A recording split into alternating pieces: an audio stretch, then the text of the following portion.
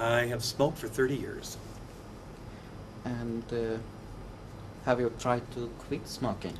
Countless times. I would say I attempted quitting about 20 times.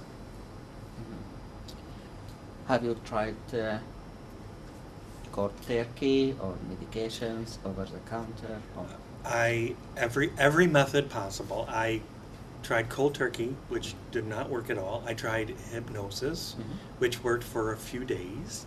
I used the patch for quite a long time, and there was a Wellbutrin, is that the drug? I don't remember. Yes, It was a pill. Wellbutrin, yeah. And then finally Chantix. So, what made you successful this time? I was hearing some sounds from my own lungs when laying in bed at night. It sounded like somebody opened a pop can, and you could hear the fizzing. And it was really, not only was it annoying, but it scared me. And I thought, okay, it's definitely time to do something.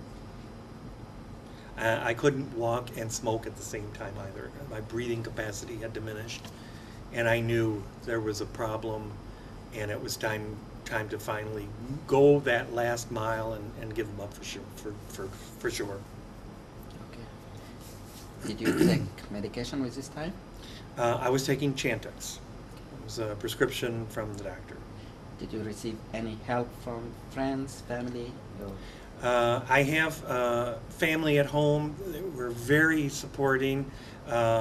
Most of my friends and family had quit years and years ago, and I was holding on. And I was encouraged, not always nicely, to give them up. So it wasn't always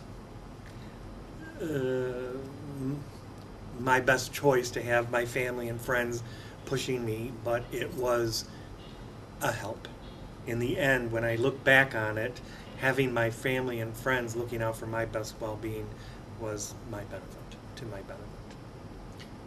and can you tell us if you have more benefits that you know of? Most prevalent is that little voice in the back of my head that has finally stopped, saying, it's time for a cigarette, it's time for a cigarette. I would smoke a cigarette, put it out. As soon as I put it out, I'd hear that little voice saying, have another one, have another one.